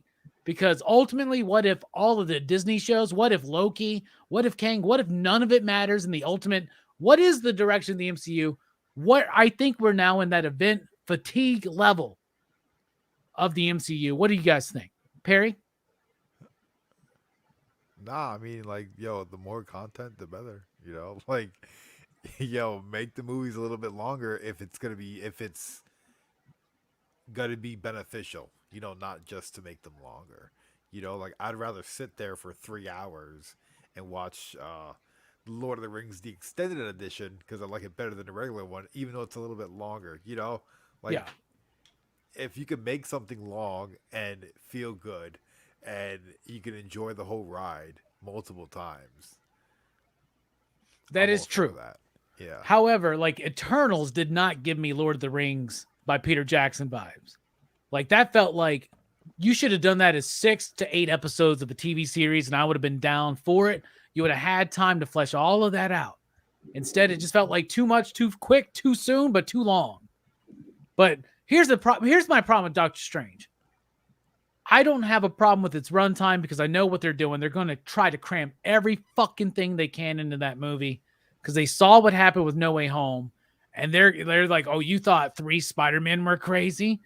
What if we got Professor Xavier and a Mr. Fantastic and a Doctor Doom and an America and all this shit, right?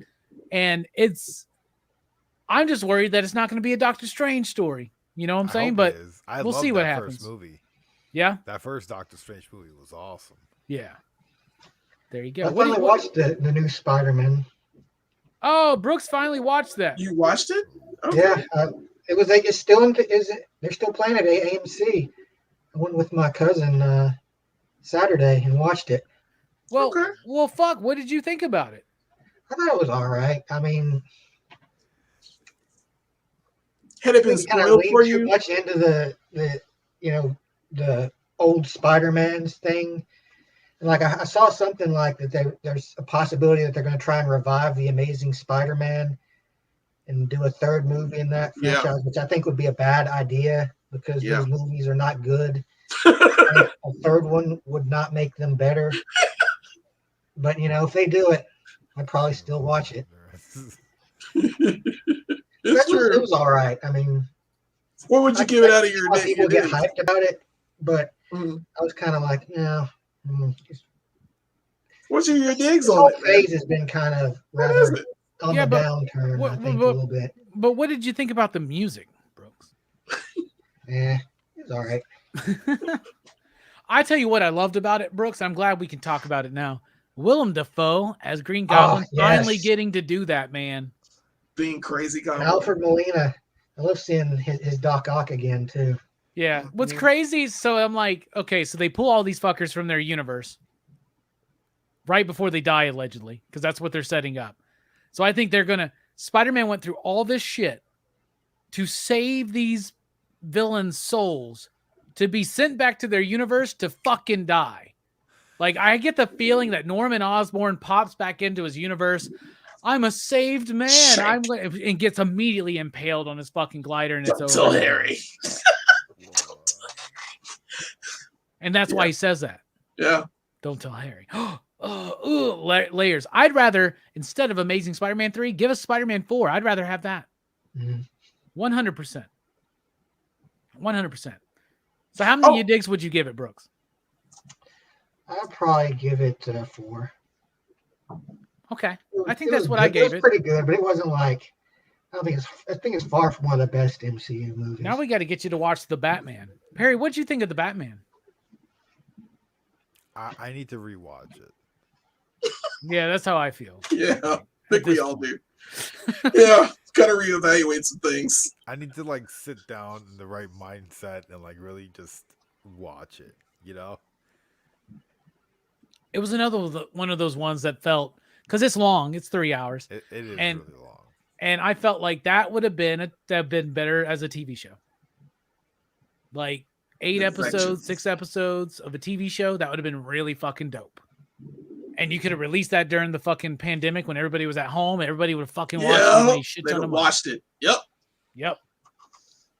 I concur. Mm-hmm. Taki's in the house. What's up? And yes, Perry is on the panel. Hell yeah. Oh yeah, but Jelani, going you worried back to about your- Doctor Strange being too long? Yeah. No, not really. Because it's Sam Raimi. I trust him. I trust the man. I know he's You're not he worried did they're trying to Spider-Man put too much 3. in it? It's going to be all Well- cameo. If you're gonna do multiverse, at least What if I wanted cameo to actually explain. shows up? Which cameo? Like the Cameo. actual cameo word? Yeah. Yes, exactly. I You would better. be excited. Yeah, I would be excited. But it's gonna be a good concept because hopefully they'll explain some of the Kang stuff. Hopefully we'll get snippets of the X-Men. I know we've been doing this. I want snippets of the X-Men. And if you're gonna give me Patrick Stewart, he better be up there in the Illuminati, and they're like, there are other mutants out there like us, and you better be in the MCU. I want to see that. I want to get an idea if there's going to be a Doom or a Mr. Fantastic. I want that to happen, but I hope that it's just done in a way where you do get this is the second Doctor Strange movie. There's like a thing where he's probably helping with America Chavez because she's got the teleporting multiversal power. So, I hope that that's like a thing where they're building her up. They build her up. You get Hawkeye. You get the kids from WandaVision. You make the Young Avengers. You Build throw them up a them little bit, yeah. Build You them know up a what I'm little saying? bit, but yeah, it's Yeah, got go to up a still little bit. be, regardless of all the fluff they put in there, all the cameos and all that shit. I am excited to see the Illuminati. I'm not gonna lie. Yeah, Patrick you want Stewart to. coming back to be Xavier. Yes, I'm fucking down for Yeah. that. That's fucking cool. Shut up I and take hope my one of money. those dudes in the Illuminati is Wesley Snipes as an old man Blade. Yeah, Oh my goodness, that It'd would be be so nice. fucking dope. it'd be But nice. regardless of all of that, It's too much story and too long. I just want to make sure that Sam Raimi and Marvel Studios gives us a good Doctor Strange story. I agree. Doctor That's- Strange, yeah. the first one was, it's okay. I like it. It's all right. Texting and driving is bad. It's one that I It's am not a bad. fan of, to be honest. I know Perry likes it. I know Brian likes it. I know you like it. I know Brooks likes it, but it's not one I'm the I hugest like the fan of. psychedelics. I like the psychedelics. It's no Dark World, but Yeah. it's no Age of Ultron. No. Oh God. Take that how Age you of- will. The old Age of Ultron sets up so much stuff. So much Age stuff of that comes Ultron's the later. worst MCU film. No, it's I not. swear. I don't know. Eternals might. I don't know. Eternals is getting there. Eternals is there. Ugh, I have to reassess my MCU. We have to redo the Eternals journey really one day, bad. guys. Yeah, we do. have to We redo do. the fucking That's MCU a lot journey. of movies. It's gonna take a whole fucking year to do. Yeah. God. But it's not bad. I mean, We're doing by phases. hopefully, yeah. I hope that Phase 4. What is this? Phase 4? What is this? Yeah, we're in phase 4. Phase And it's 4? all extended now. It used to be clear cut. These 5 movies, these Kevin 6 Feige had no movies. idea what Now he it's like was these 3.5 shows, and then this half of a Mhm. show, and then these 8 movies.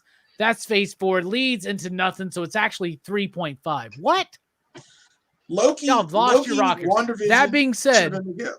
I am supremely fucking pumped for Wednesday to get Moon Knight, motherfuckers. Oh my Oh, God. that's this week. I forgot about this that. Wednesday?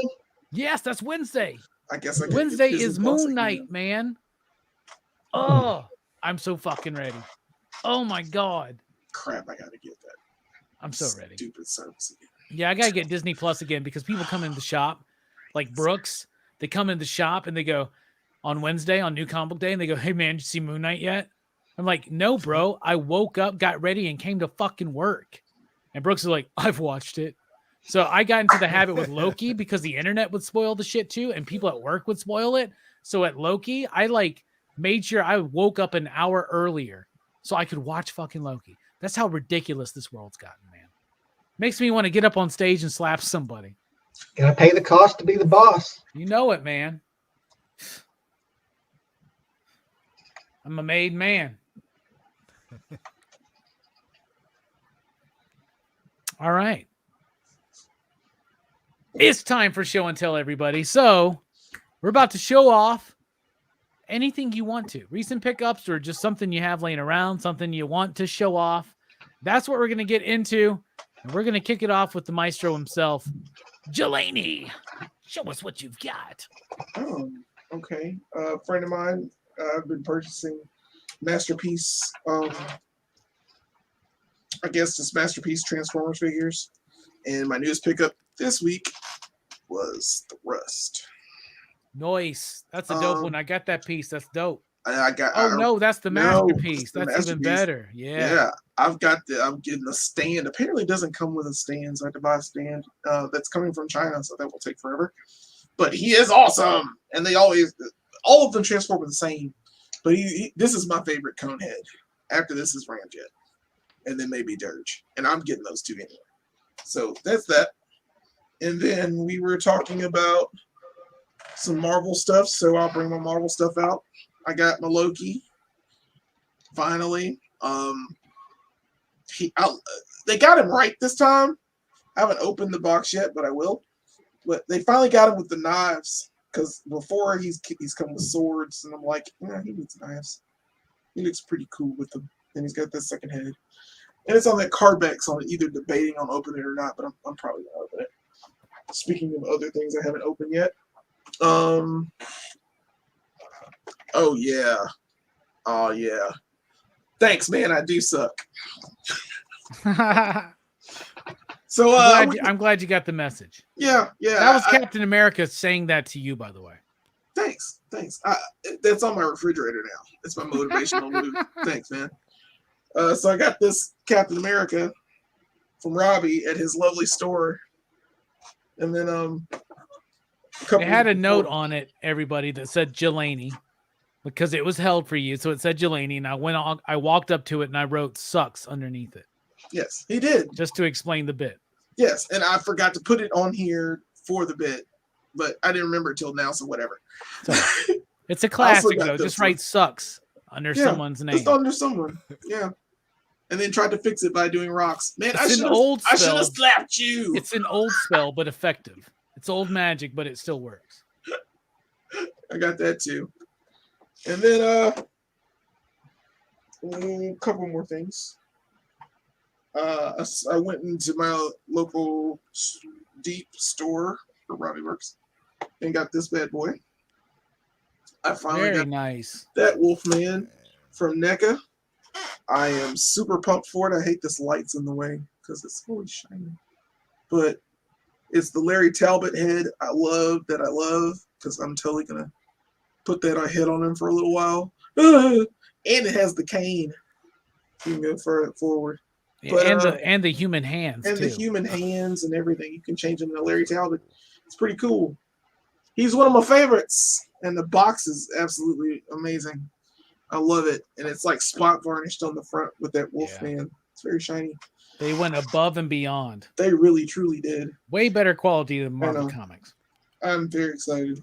And then finally, I was at my local Target and I found the black and white version too. So I got this second one with the super spot varnish. Man, and the ultimate. And he is in black and white. The thing is, I committed. I was like, you know what? I'm just going to get the colored ones. I'm not going to get the black and white ones. Bro, the packaging on the black and white ones is so fucking amazing all the way across. Gorgeous. Oh, my God. They're so nice. It's absolutely amazing. And I was like, yep, I'm getting you. And I'm debating when to open them because I don't have room yet. And what I want to do now, because I don't have the black and white Frankenstein, is I want to get that one too, and I want to get the Mummy and the sarcophagus and Dracula whenever Dracula comes out. But I'm about that life. Oh, yeah, all of them, man. I get all of them. Creature from the Black Lagoon. Dun, dun, dun. Dun, dun, dun. All right. Next up for show and tell will be me, Robbie. Show us what you got. All right. So I completed, as of now, the TMNT Ultimate Collection just in time for Kevin Eastman to come here for the Huntsville Comic and Pop Culture Expo, April 22nd through 24th here in Huntsville, Alabama at the Von Braun Center. Join me and the PCP crew, Excitable we are. We'll have a booth there. We'll have a panel there. Kevin Eastman's going to be there. Jim Starlin. It's going to be a grand old time. But there's my volume 1. So Brooks has these in hardcover, so it's way cooler. But these are the paperbacks. This is just the Kevin Eastman, Peter Laird main story type stuff. So volume 1, volume 2, volume 3, volume 4, and yes, all of the volumes get thinner and they stay the same price, and that's kind of shitty. So volume 5 is kind of the big finale, and that's the end of the City at War story and the big end of the actual first initial run of Turtles. And then volume 6 is a bunch of short stories that they did from 85 to 89. So that's a cool volume. This just came out in paperback. Brooks has all this stuff in hardcover, I believe, which they released first. Diving down my Jim Mahfood hole, I made sure that I finally reacquired copies of Girl Scouts, all of them. So I got my copy of Girl Scouts Volume 1, Volume 2, and Volume 3. And the 4th volume, Stone Ghost, is going on right now. It's one of my most raddest comics out there. And I wanted to bring this up because me and Jelani met Jim Mahfood in 2002 in Chicago. And this is what I had him sign for me. Was my Clerks That's right. graphic novel when we met Jim Mahfood, because his artwork is freaking fantastic in this book. Yeah. And I love it. So it was super cool to meet him back then. And I definitely want to get him on the channel at some point because I'd love to pick his brain about his artwork. And that's what I got. Next up for show and tell will be Perry. Show us what you've got. Yeah, I ain't really got nothing. I do got these headphones. I just got Nice. What kind are they? Bose or Bose, B-O-S-E. Yeah, Bose. Yeah, Bose. They're like noise canceling wireless headphones. Yeah. Are they truly noise canceling? Pretty much. It's pretty nice, actually. Nice. And it feels like pillows on my ear. You know, like I'll sit there for hours and I don't feel nothing on my ears. Dude, I need to invest in some of those. Because I I have don't know if these you fuckers noticed on. that there's like a venom coming through your wall, dude. Yeah.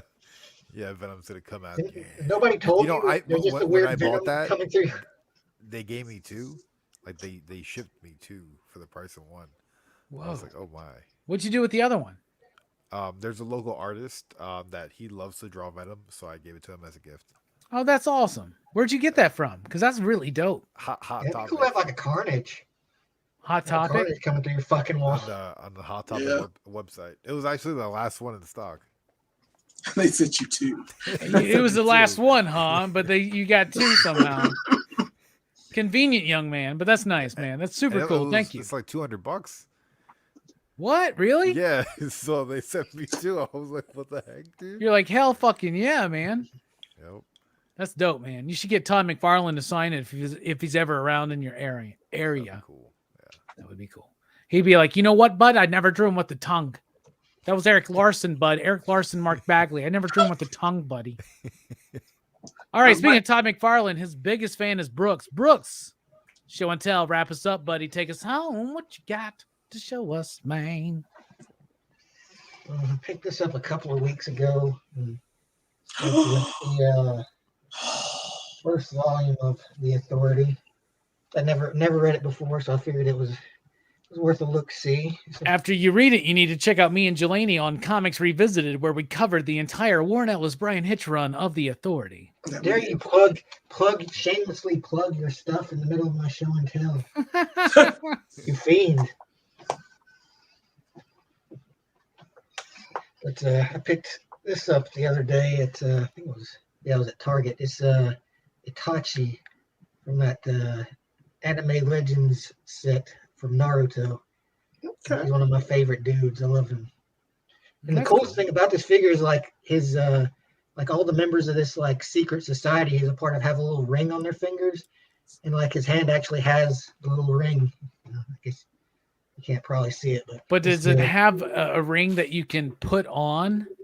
No, it's just on the hand. But, Captain Planet did, motherfucker.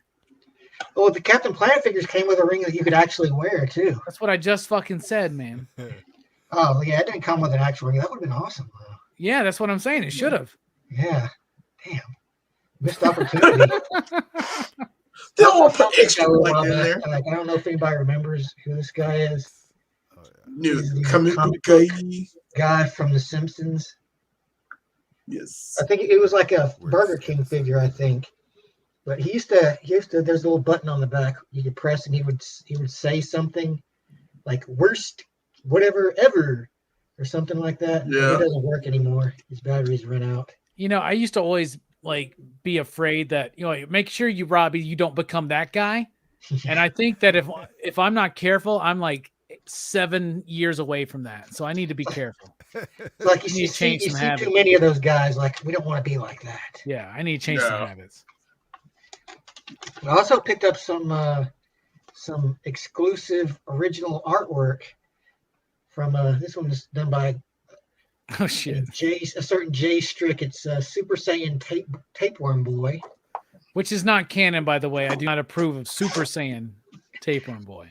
Another guy drew this for me. It's a cat man face, which I'm gonna steal this character from him. I'll pull a Stan Lee on him. Did I draw that one? Yeah, you did. Okay. That was you. And Okay. he also drew this. This is it's me, I guess. I don't know if it's you, but it's someone screaming your name, I guess. It's like like I saw your you did a picture a little while ago with of you, me, and Jelani, Yeah. and your style is pretty much the same as it was back then. Like you always draw me with this elongated features with the super pointy angular nose and chin. It's like I feel like my character's more stylized. It's not like what any of us look like, but I remember I loved your George though because you always had one of those tiny little black dot eyes. That's a great character. That's my BS His character. Are always doing that confused upturn. That's my BS character. I really gotta. I think that's like my BS character could actually become like a thing. I think BS Talker is one of my strongest characters I've ever created, loosely based on an exaggerated version of our homie G-Funk. But I love doing the art. I'm getting back into it, man. I'm trying to. So I'm trying to start doing some more drawing myself too. Yeah, I'm going to start trying to actually plan some time. I've been planning time to draw every day. That's what I've been doing. But I'm also trying to plan some time to write every day too. So I want to start sending you some early drafts of scripts for things like the MCW thing that we wanted to do. So yeah. Anyway, is that everything you got, Brooks? Yep, that's it. Hell yeah. That's a great show and tell. That's a great show, everybody. Perry, thank you for being here. Tell everybody where they can find you, man. I have a YouTube channel, Perry Comics, where I make videos sometimes. It's been a long time, but I will one day. Like I think next week. I got like 6 or 7 videos ready to go. Are already uploaded. I just gotta make them public. But yeah. That's awesome. Yeah. Check out Perry Comics, everybody. He's listed on our homepage as a friend of the show. 62 Lefty Blues is right. He says, I picked up the By the Horns trade paperback. It has a quote from you on the back. Yes. It's my first official printed pull quote. So I think that's super cool. It is on the back. I got my copies in today. Very cool stuff. Perry has a great catalog. No need for new content. I wouldn't say there's no need because I always love watching Perry's reviews and reactions. I would have loved to seen his reaction to this movie. I love it. I love watching your videos, man. So I hope that you get back to doing more and release those, and they're super cool, man. So, But I know you always get jazzed around Halloween time, so I'm pumped for that too, man. Oh yeah, I want to do like a whole horror month. Yeah, dude. 31 movies, 31 days. Do it. Commit now. Start making them. You start making them now because it's going to catch up on you. I had the same fucking plan. I was like, I need to make them now. And I put it off. Never did it. Right. Jelani, final thoughts? Where can they find you? Well, you can find me on PCP Army, but I found my note. Good times. Good real times. Yeah. Thanks, bud. But I told them to make sure that you knew that note was for me too, by the way. Yeah, and they were like, this is from Robbie. And I'm like, and I looked at it and I was like, okay, thanks. What if you were having the worst day of your life? You know what I'm saying? You go and you're like, one happiness I'm going to get is I'm going to get to the deep, and Robbie held back this Captain America for me. And there's a note on it. It's like, you suck. That just adds to the day. I'm sorry. I should rethink my actions, man. I don't want to be like the comic book guy from Simpsons. No, it's very motivating. That's why it's on my refrigerator. So good times. Don't suck, Jelani. Yeah, that's what that means. Yeah. Hey, everybody, don't suck. Yeah, don't suck, guys. Yeah. Thanks for the movie. March Madness was great. This was not a good capper for me, but it's okay. It's fine. As long as we get to talk about them and have fun and do what we're doing, I don't mind it. I guarantee a 100% banging horror fest this year. Cool. So. I just want my $4.99 back. That's it. I'll never get that back. Speaking of $4.99, Brooks remembers when a combo meal cost you $4.99. Yeah. Final thoughts? Well,